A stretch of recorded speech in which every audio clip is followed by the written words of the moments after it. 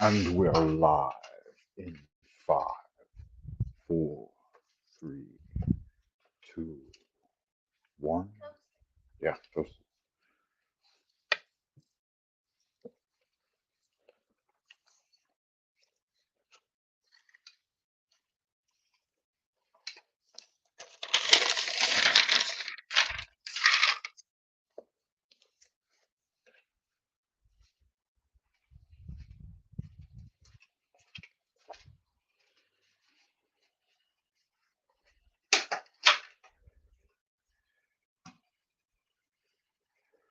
Welcome, greetings and salutations, wizard, warrior, wanderer, wayfarer, and wildcat alike, wherever you are, whoever you are, and whenever you may be receiving this transmission. I am your host for the hour, Freighter Francis Lunaceres of the OTA. Welcome, aspirant.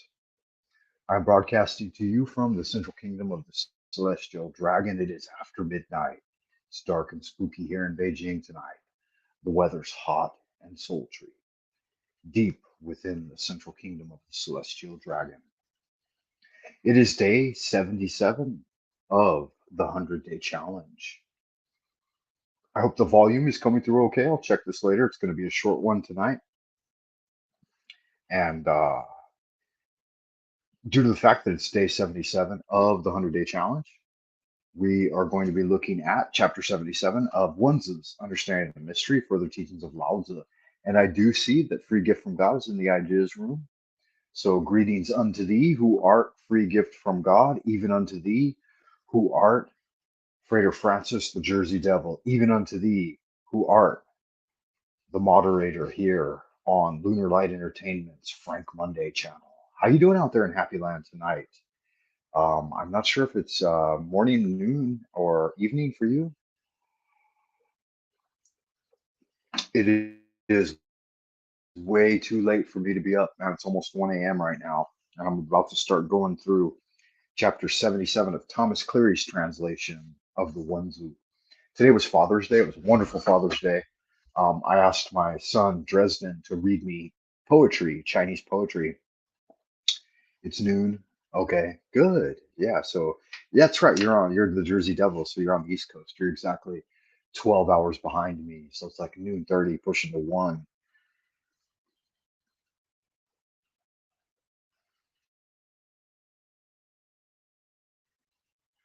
That's nice, man. Always a 12 hours different, except for when there's daylight savings time, right? But I had my son read me some Tong poetry. It was really delightful. Like he read me some of his favorite poetry, and then he read me some of my favorite poetry. And he really has the style, man. He's got really long poems memorized, like Tong and Ming Dynasty poems. Yeah, thank you for that. It was a wonderful Father's Day, and I made them both. I made them a nice. I made my son and my daughter a nice motherfucker. I made them a nice Sunday brunch, and then my wife stewed up some ribs, and I finished off the rest. I made fried rice and roast uh, duck and some other things, and it was really a good time was had by all, man. So let's get into it. Chapter 77 of Lao Tzu's Further Teachings starts off with, when leaders like justice, they believe in the time and take it upon themselves. They give up prognostication and use wisdom. What is prognostication? Maybe overthinking things? Prognosticate. That word is unfamiliar to me, Wayfarers. I really don't know it. I'll have to look it up later. It's a long one though. 3, 6, um, 9, 12, 15 letters long. Now that's quite a word. Prognostication. Beings are many. Knowledge is shallow. Yeah, that's a good one. Um, there are so many people and entities out there in the world, and their knowledge is oftentimes so shallow that you can't get mired in it, man. Don't get mired down in endless human opinion. You know, funny thing, free gift from God. I know you were here earlier, and after I finished my live stream, and those guys are called Agents of Discord. They go by the title Team Evil.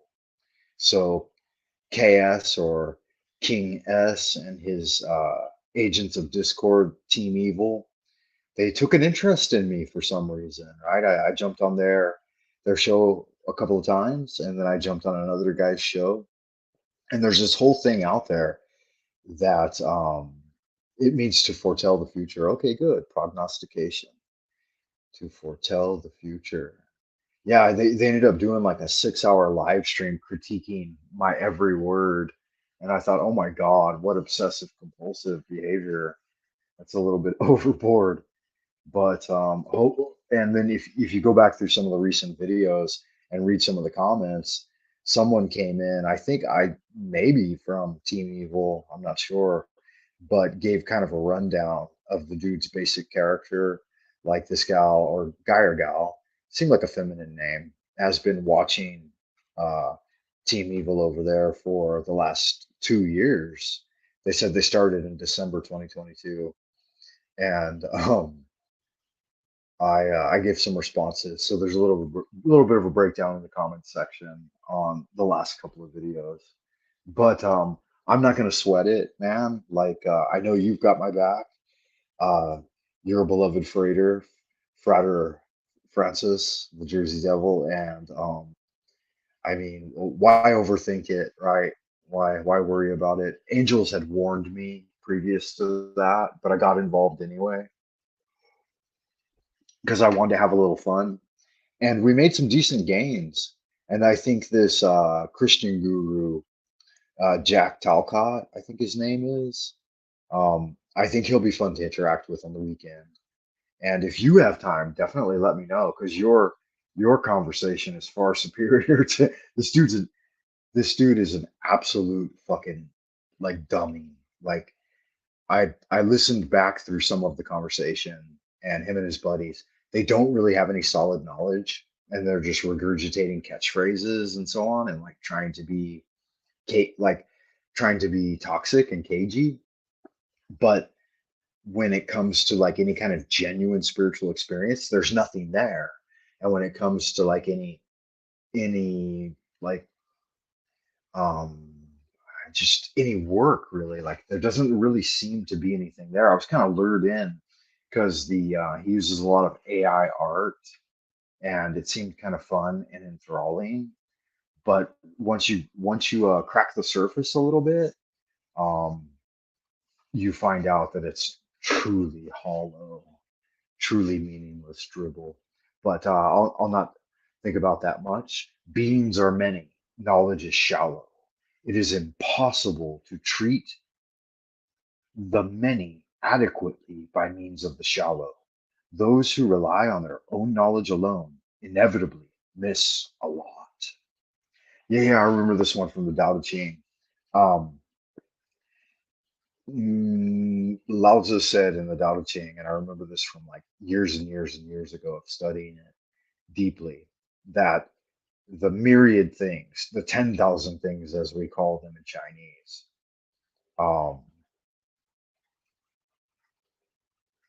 yeah, there's a lot. The dude streams like 12 to 15 hours a day. I mean, he basically does nothing else. But that so Lao Tzu says that the affairs of the world are endless and human ability is vastly limited. So if you try to range over endless scenarios in the world by means of your limited and finite human ability, you'll reach an exhaustion point. And once you reach that exhaustion point, then you beat your breast in frustration, and it's absolutely going against the natural way.